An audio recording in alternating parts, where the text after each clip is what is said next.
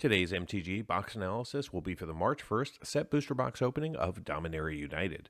Today we're going to review the cards we were eligible to pull in a set booster pack, and we'll compare that to the cards that we saw in the box. Then we'll take a look at set coverage, coverage by rarity, as well as duplication. From a value perspective, we'll take a look at the value of the cards that we could have seen in a set booster box, and we'll compare that to the actual observed cards in the box. Then we'll close it out with a summary of the box. We're also going to be doing a 3 set booster box comparison at the very end of the video. If you want to go deeper into the analysis and see all of the metrics for this box and at least 80 others, simply join the channel at the Give Me the Data level. Let's get things started by taking a look at what we saw in this box. This chart shows all the foils that we saw in orange, the non-foils in green, and the cards we were eligible to see in a set booster pack in gray. In the non-foil space, we saw a huge variance between the primary colors of Magic, with red having the least at 26 and blue had 43. Also in the non-foil space, we saw 1 Jumpstart Rare, 42 Showcase, and 2 Borderless. In the foil space, we saw a more consistent distribution with white, black, red, and green each having 5 cards and blue having 3. Moving into coverage, in the non-foil space, we saw 234 unique cards out of a possible 341, which means that we saw 69% of the cards we were eligible to pull in this box. Our highest coverage was a tie between black and green, with each seeing 79% of the set. And also of note, we saw 100% of the basic lands, both in regular frame and full art. In the foil space, we saw 36 cards, which gave us 11% coverage of the 341 cards we were eligible to see. Our highest coverage was a 4-way tie between white, black, red, and green, with each having 13% coverage. Pivoting to coverage by rarity, in the non-foil space, we saw 94% of the commons and 83% of the uncommons. We also saw 31 rares for 36% coverage and 5 mythics for 14% coverage. In the foil space, we saw 24% of the commons, 4% of the uncommons, and 2 rares for 2% coverage. In total, this box contained 33 rares and 5 mythics from the main set. However, if we include the 3 rares that we saw from Commander, as well as the 3 rares that we pulled off the list, this box actually contained 39 rares and 5 mythics. From a duplication perspective, none of our foils were repeated. However, 83 of the non-foils were duplicated 88 times for an overall box duplication rate of 25%. Despite this duplication, we didn't see a single playset of any card. Before we take a look at the value that we saw in this box, let's baseline with a look at the market value of the cards we were eligible to pull in a set booster box. This chart shows all 341 cards from the main set that you can pull out of a set booster pack using market prices from February 26, 2023. Currently, the set features 7 cards valued over $10, including the Borderless Ajani valued at $10.49, the Timeless Lotus valued at $13.50, the Borderless Liliana at $15.52, the Standard Frame Liliana at $18.12, and 3 Shieldreds with Phyrexian at $59.87, Showcase at $61.07, and the Standard Frame being the most valuable at $64.40. The set also features 8 cards valued between $5 and $10, and 37 cards valued between $1 and $5. The remaining 289 cards are valued under $1.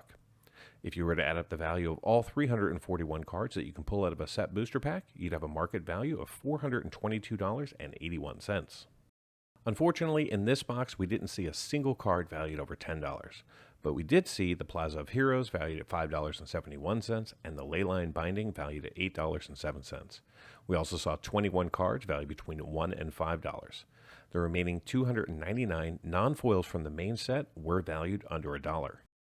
In the foil space, we just didn't see much value. Out of the 36 foils that we did see, 2 of the showcase lands are valued over $1, and 1 non-land card is also valued over $1, and that was the Balamore Battle Mage Captain, valued at $1.98. The other 33 foils were less than $1. Being a set booster box, each pack contained an art card. In this box, we saw 27 non-signed art cards and 3 gold stamp signature cards. Unfortunately, none of the signed art cards in this set really hold any significant value. Replacing 7 of our tokens were cards from the list. 5 of these were valued under $1, but 2 of them were not. Our 2 list hits were the Thalia's Lieutenant from Shadows over Innistrad, valued at $1.54, and Giraffe's Messenger from Dark Ascension, valued at $3.03. So how did this box perform? Well, the market price for this box is $104.28 on TCG Player as of February 26, 2023. Today's set booster box contained 30 packs with 12 cards each, allowing us to see 360 cards. The 27 non-signed and 3 signed art cards currently are valued at $4.76. The Box Topper Commander card and the other 2 rares from the subset are valued at $1.76. The 7 cards that we saw from the list have a grand total value of $5.46. The 21 tokens that we saw are valued at $2.68, and the 36 foils from the main set are valued at $7.82. The remaining 322 non-foils from the main set have a total value of $87.26. Add it all up, and the grand total for this box comes up to be $109.74, which means that this box is a gain of $5.46 over the market price and a return of 105%. Now, for those of you interested in cards valued just over $2, the numbers look like this.